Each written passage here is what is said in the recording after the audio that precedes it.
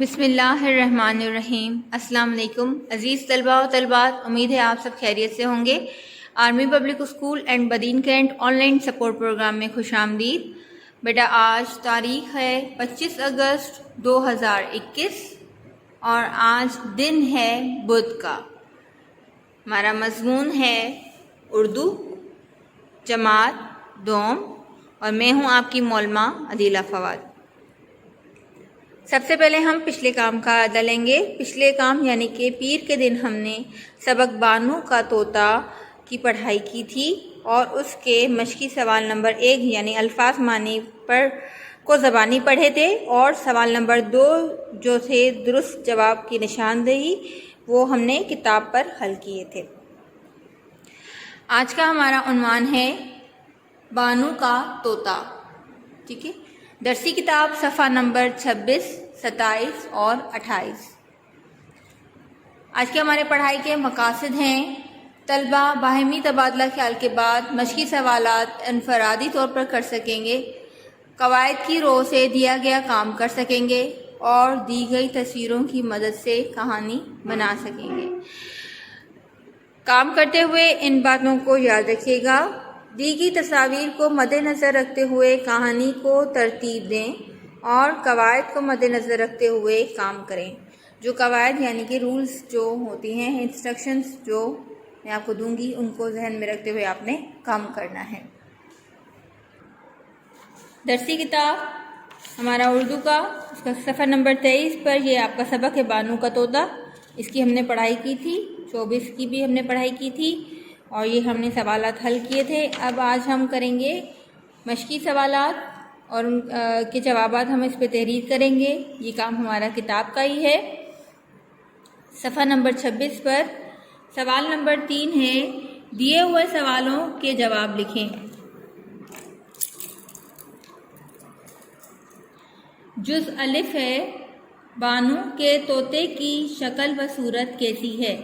ہم نے سبق کی پڑھائی کی تھی، اس میں سارا ہم نے پڑھا تھا کہ اس کی آنکھیں جو ہیں وہ گول گول، یہاں پر دیکھیں، اس کی آنکھیں جو ہیں وہ گول گول، چونچ جو ہے وہ مڑی ہوئی، دم لمبی اور گلے میں سیاہ پٹی بنی ہوئی ہے، ٹھیک ہے۔ اس طرح اس کو بنا کر اپنے صحیح سے، جیسے بانو کے طوطے کی شکل، یا اس طرح پھر آگے سارا لکھے، بانو کے طوطے کی آنکھیں گول گول، چونچ مڑی ہوئی، دم لمبی اور گلے میں سیاہ پٹی بنی ہوئی ہے۔ جز ب ہے، بانو کا طوطا کب سلام کرتا ہے؟ بانو کا طوطا کب سلام کرتا ہے؟ ادھر بھی اس کا جواب ہے، مطلب اب سبق کو دوبارہ سے پڑھیں گے نا تو آپ کو سارے اس کے جوابات آ جائیں گے۔ کوئی گھر میں داخل ہو تو سلام کرتا ہے، آپ اس کا جواب اس طرح لکھیں گے: جب کوئی گھر میں داخل ہوتا ہے تو بانو کا طوطا سلام کرتا ہے۔ طوطے کی وجہ سے گھر میں رونق کیوں ہے؟ اب آپ یہاں سے صفحہ نمبر 26 سے اس کے پیراگراف کو آگے پڑھیں تو آپ کو اس کا جواب مل جائے گا، کیونکہ طوطے میاں کی جو باتیں ہیں وہ سب کو بھلی لگتی ہیں اور سب اس سے پیار کرتے ہیں۔ طوطے میاں کی دم سے گھر میں رونق ہے، اسی وجہ سے گھر میں رونق ہے۔ جز دال ہے، ہم پالتو جانوروں کا خیال کیسے رکھ سکتے ہیں؟ کوئی سی 2 باتیں لکھیں۔ آپ نے نمبر 1 لگانا ہے، نمبر 2 لگانا ہے اور 2 باتیں لکھنی ہیں اپنی طرف سے۔ پالتو جانور یعنی جو ہم گھر میں پال سکتے ہیں ان کو ہم پالتو جانور بولتے ہیں، پیٹ اینیمل جسے کہتے ہیں، ٹھیک ہے۔ تو ہم ان کا خیال کیسے رکھ سکتے ہیں؟ جیسے میں نے آپ کو یہ بھی بتایا تھا کہ آپ صلی اللہ علیہ وآلہ وسلم جو ہیں وہ جانوروں کے ساتھ بھی رحم دلی کا سلوک کرتے تھے، تو ہم اپنے پالتو جانوروں کا کیسے کر سکتے ہیں؟ ان سے رحم دلی کا سلوک کر کے، یا پھر ان کے دانا پانی کا خیال رکھ کے، اگر کبھی ان کو کوئی چوٹ لگ جائے تو ان کی مرہم پٹی کر کے، اس طرح کوئی سی بھی آپ یہاں پر 2 باتیں لکھیں گے۔ تحریری جب آپ کام کریں یہ کام تو آپ نے نقطوں کا، شوشوں کا دھیان رکھنا ہے، الفاظ کی بناوٹ کو اچھے سے بنانا ہے اور صاف ستھرا کام کرنا ہے، ٹھیک ہے۔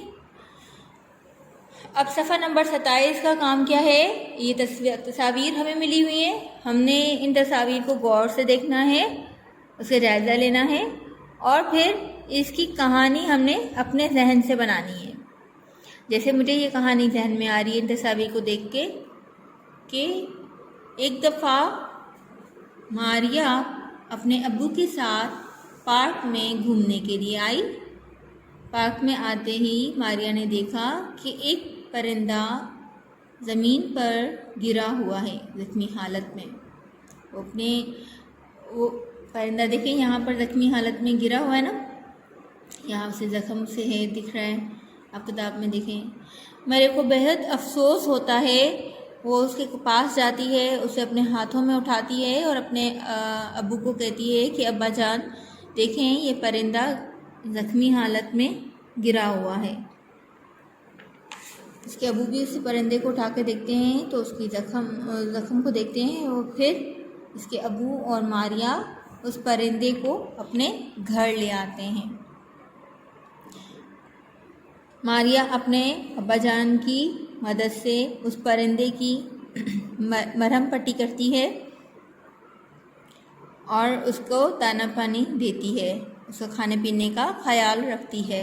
یہ رحم دلی کا ہی سلوک ہوا، ٹھیک ہے۔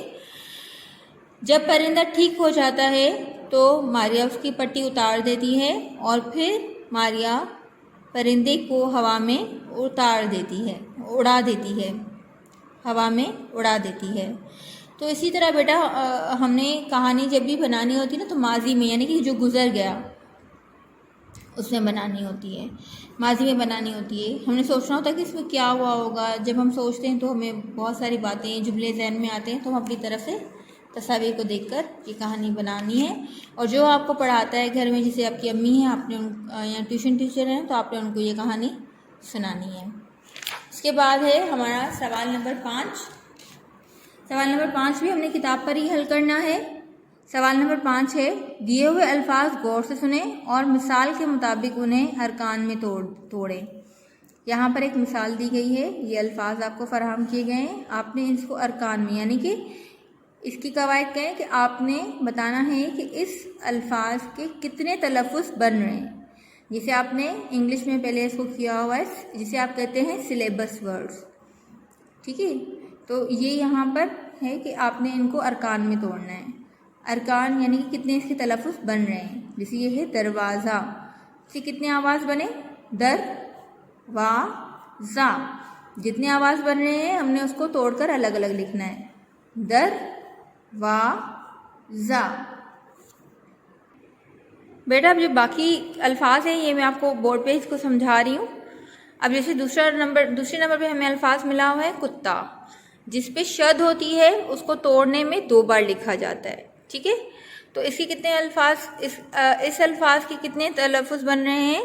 پہلے تے کو 2 بار لکھنا ہے نا، تو پہلے ہم کاف کے ساتھ تے کو لکھیں گے کت تا، ٹھیک ہے۔ اب تے کو کیوں 2 بار لکھا؟ کیونکہ شد ہے، تو ہم نے اس طرح اس کو جب توڑا تو اس کے 2 ساؤنڈ بنے، 2 ارکان بنے اس کے، ٹھیک ہے۔